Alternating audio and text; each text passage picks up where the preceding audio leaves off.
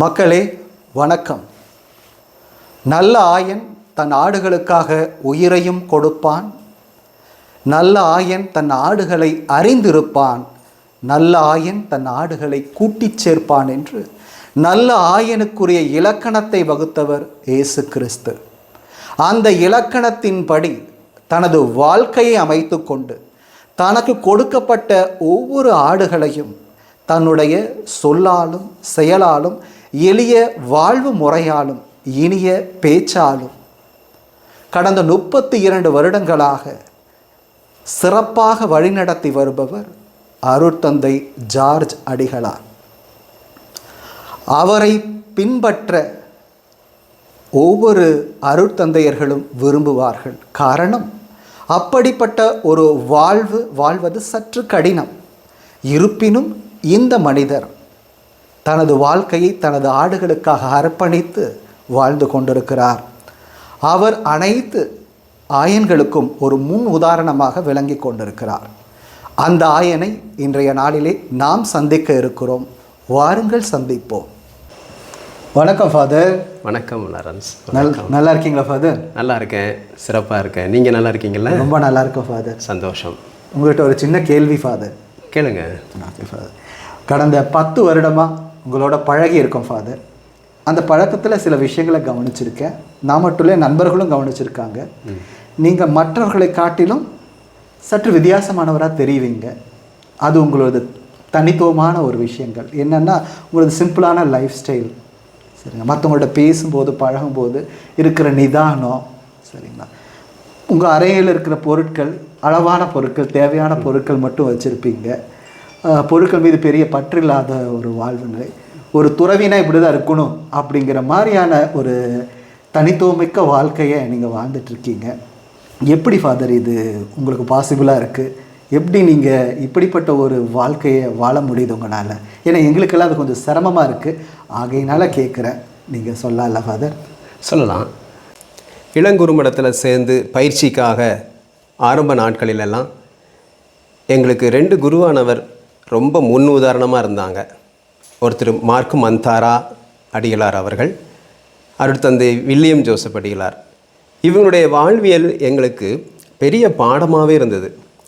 இதை ஒருங்கிணைச்சி கொண்டு போன எங்களுடைய ரெக்டர் ஃபாதர்னு சொல்லுவோம் இல்லையா, அருட்தந்தை பால் அந்தோணி அடிகளார் எங்களுக்கு களப்பணிக்கு அனுப்பிச்சி வச்சு, மக்களோட பழக வச்சு, மக்களுடைய யதார்த்தங்களை உள்வாங்க வச்சு, உனக்கான வாழ்க்கையை, வாழ்வியல் முறையை கட்டமைச்சிக்கணும் அப்படின்னு நிறைய தடவை எங்களுக்கு பாடம் நடத்தியிருக்காங்க. அது அனுபவமாக எங்களுக்கு மாறி இருக்கு. அந்த ஒரு நிலையிலிருந்து பார்க்கும்போது, ஒரு ஆயனாக மக்கள் முன் நிற்கணும் அப்படின்னா சாதாரணமாகவே ஒரு மந்தையை மேய்க்கிற ஆயன் ரொம்ப எளிமையாக தான் இருப்பார். அந்த மாதிரி ஒரு வாழ்வியலை தான் இயேசு வாழ்ந்தார் அப்படின்றத உறுதிப்படுத்திக்கிட்டு அதை உள்வாங்கி அந்த உணர்வோட வாழணுமே அப்படின்னு நான் மட்டும் இல்லை, நாங்கள் கொஞ்சம் பேர் இதை முடிவு பண்ணி வாழ்ந்தோம். அதில் தான் இன்றைக்கி அந்த வாழ்க்கை முறை ஒவ்வொன்றிலையும், உடையிலையும், உணவுலையும், இருப்பிடத்திலையும் நீங்கள் கேட்டது போல் செயல்பட்டு மக்கள் முன் வாழ்ந்ததற்கு எப்பவும் தயாராக இருக்கிறது. மக்களுக்காக வாழணும், மக்களோடு வாழணும், மக்களில் ஒருவராக வாழணும், அவர்களுடைய வாழ்வியலை உள்வாங்கி வாழணும் என்பது தான் இதற்கான ஒரு பதிலாக எனக்கு இருக்குது. அதுதான் என்னுடைய அனுபவமும் கூட. Thank you father. ஒரு அருமையான பதில் கொடுத்துருக்கீங்க. உங்களை வழி நடத்தினவங்க கொடுத்த அனுபவத்தில் நீங்கள் உங்கள் வாழ்க்கையை கட்டமைச்சிருக்கீங்கன்னு புரியுது ஃபாதர். என்னுடைய அடுத்த கேள்வி என்னென்னா, நீங்கள் ஒரு சிறந்த ஆயனாக இருக்கிறீங்க. ஒரு ஆயன் நிச்சயம் தன் ஆடுகளிடம் எதையாவது ஒன்று எதிர்பார்ப்பார். அதாவது, ஆடுகள் இப்படி இருந்தால் எனக்கு இன்னும் வசதியாக இருக்குமே, சிறப்பாக இருக்குமே, என்ன அந்த ஆடுகளை வழி நடத்துறதுக்கு அப்படிங்கிற ஒரு எதிர்பார்ப்பு இயல்பாக இருக்கிறது உண்மை. நீங்கள் என்ன எதிர்பார்க்குறீங்க? ஆடுகள் எப்படி இருக்கணும்னு எதிர்பார்க்குறீங்க ஃபாதர்? கொஞ்சம் சொல்லலாம் இல்லைங்களா? சொல்லலாம். ஆயன் என்ற நிலையில் இந்த மேய்ப்பு பணிக்கான பயிற்சிகளில் 3 களம் நான் சொல்லணும். ஒன்று இளங்குருமடம், இன்னொன்று பெரிய குருமடம், 3வது களம், முக்கியமான களம், மையக்களம், மக்கள் களம். இந்த 3லேயும் இந்த மேய்ப்பு பணியினுடைய முக்கியத்துவங்கள் எங்களுக்கு சொல்லப்பட்டது. அதில் கொடுக்கப்பட்ட அழுத்தமாய் சொல்லப்பட்ட, எங்களுக்கு பயிற்சி கொடுக்கப்பட்ட ஒரே ஒரு செய்தி குடும்ப உணர்வு என்பதுதான். இளங்குருமடத்திலையும் பெரிய குருமடத்திலையும் இதற்கான பயிற்சிகள் தான் அதிகமாக கொடுத்தாங்க. பெரிய குருமடம், நல்லாயன் குருமடம் பேர்லையும் நல்லாயன் கொடுக்கப்பட்ட பயிற்சியை மையப்படுத்தினதே குடும்ப உணர்வு. இதை உள்வாங்கிட்டு குருமடத்திலேருந்து வெளியே வந்து ஆயனா மக்களோட பணி செய்கிற போது அந்த மக்களை ஒருங்கிணைச்சு நம் தலைவர் இயேசு அற்புதமாக ஜெபம் செஞ்சார்ல, எல்லாரும் ஒன்றாய் இருப்பார்களாக. குடும்ப உணர்வு தானே. அவர் அதுக்காக தான் பிறந்தார், அதற்காகத்தான் பாடுபட்டார், மரித்தார், உயிர்த்தார். ஆகவே எல்லாரையும் ஒருங்கிணைச்சு ஒன்றா கொண்டு போகணும். இந்த குடும்ப உணர்வை மக்கள் மத்தியில் கொண்டு வரணும் என்பது பயிற்சியினுடைய போதனையாக இருந்தாலும் வாழ்வியலில் வாழ்ந்து காட்ட வேண்டிய ஒரு பணி. அதுபோல் மக்கள்கிட்ட எதிர்பார்க்கிறதும் அதே தான். மக்கள் ஒரு குடும்ப உணர்வோடு அண்ணன் தம்பியா, அக்கா தங்கச்சியா, அப்பா அம்மாவா எல்லாரும் இருக்கணும். ஒரு பங்கு குடும்பம் என்ற வார்த்தையை தான் அடிக்கடி நாம் பயன்படுத்துறது. அப்போ பங்கு குடும்பம் என்று சொல்கிற போது அவங்க நம்மளை வேற யாரும் இல்லை, நம்ம எல்லாரும் ஒரு இறைவனுக்கு பிறந்த அற்புதமான குழந்தைகள் தான். இந்த உணர்வில் மக்கள் வளரணும். மனஸ்தாபங்கள், கருத்து வேறுபாடுகள், முரண்பாடுகள் இருக்கும். ஆனால் உணர்வு என்பது என்னவோ, நம்ம எல்லாரும் ஒரு கடவுளுக்கான அற்புதமான குழந்தைகள். வேறுபாடு இல்லாமல் நம்ம எல்லாரும் ஒன்றாய் வாழணும். ஆயன் மந்தைகள் ஒன்றாகவே என்னைக்கு இருக்கணும் என்பதுதான் என்னுடைய எதிர்பார்ப்பு. அதுதான் வாழ்க்கையினுடைய லட்சியமாகவும் மக்களை வழிநடத்தி வருகிறேன். நன்றி ஃபாதர். உங்கள் பதிலிருந்து ஒன்றை நான் புரிஞ்சுக்க முடியுது. கிறிஸ்துவின் ஆடுகள் அனைத்தும் ஒன்றாய் இருக்கணும். குடும்ப உணர்வோடு ஒன்றாய் வேற்றுமை பாராட்டாமல் எல்லாரும் இணைஞ்சிருக்கணுங்கிறத மிக அருமையாக நீங்கள் சொல்லி கொடுத்துருக்கீங்க ஃபாதர்.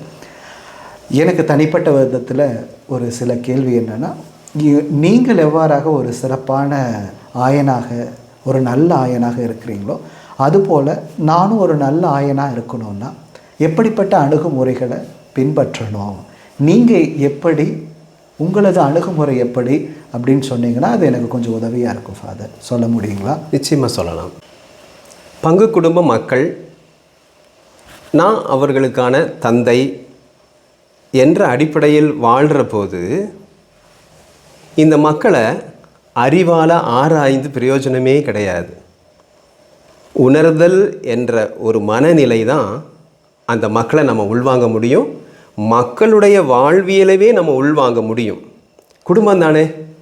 அப்போ குடும்பத்தில் ஒரு தந்தை, தாய், குழந்தைங்க வாழ்கிற போது ஒருவரை ஒருவர் புரிஞ்சுக்கிறாங்க. இப்போ என்னுடைய பங்கு குடும்ப மக்கள் ஏதாவது ஒரு காரணத்துக்கு அவங்க கால தாமதம் அப்படின்னு இருந்துச்சுன்னா நான் அதை பெருசு பண்ண மாட்டேன். ஏன் அப்படின்னா, ஒரு குடும்பத்தில் அவங்க திருப்பலிக்கோ மற்ற காரியங்களுக்கோ வரும்போது எது வேணாலும் சம்பவிக்கலாம். குடும்பத்தில் இருக்கிறாங்க, அவங்களுக்கு உடல் நலம் போகலாம், பாதிக்கலாம், அல்லது முக்கியமான இப்போது நிறையா தண்ணி வர்ற பிரச்சனை, இந்த மாதிரிலாம் நிறையா இருக்கும்.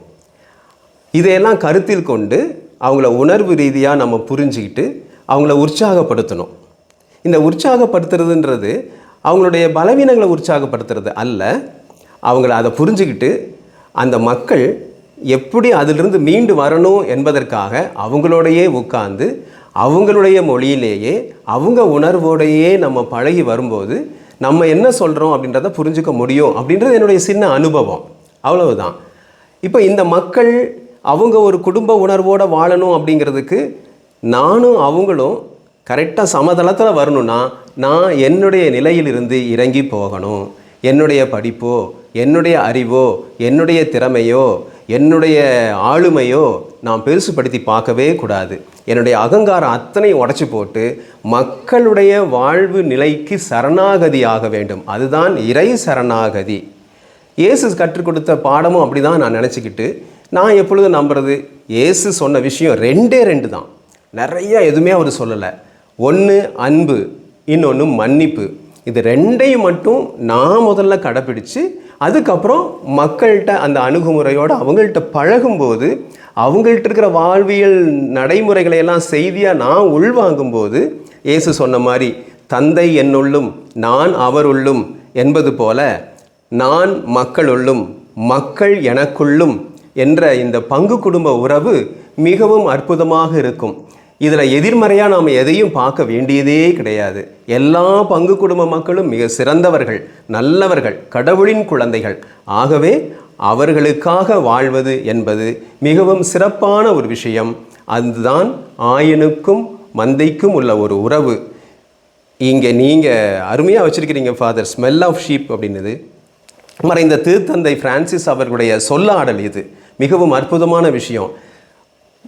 ஆயன் மந்தையினுடைய குரலை கேட்பதல்ல, அதில் இடைவெளி இருக்கும்.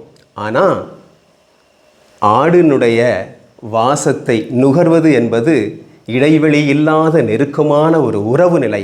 இந்த உறவு நிலை தான் தெய்வீகம். இந்த தெய்வீக வாழ்வுக்காகத்தான் நான் இந்த உடலோட உயிரோடு அனுப்பப்பட்டிருக்கிறேன் என்றதை உணர்ந்து தான் மக்களில் ஒருவராக வாழ்ந்து கொண்டிருக்கிறேன். இப்படி முயற்சி செஞ்சால் நீங்களும் கண்டிப்பாக உங்களுடைய திறமையோட, உங்களுடைய ஆளுமையோட மிக சிறந்த ஆயனா உங்களுடைய அருமையான மக்களுக்கு நீங்கள் வாழ முடியும் என்பது எனது நம்பிக்கை. உங்கள் வார்த்தையில் அடங்கி இருக்கிற யதார்த்தமான அந்த உண்மைகள் எனக்கு தனிப்பட்ட விதத்தில் ஒரு உத்வேகத்தை கொடுக்குது ஃபாதர்.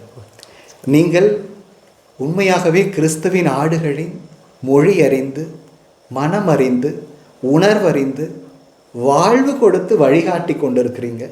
ஆகையினால இந்த ஸ்மெல் ஆஃப் ஷீப் என்கிற யூடியூப் இணையதளம் உங்களை நல்ல ஆயன் என்று சொல்லி கௌரவிக்க விரும்புகிறது ஃபாதர். மிக்க நன்றி.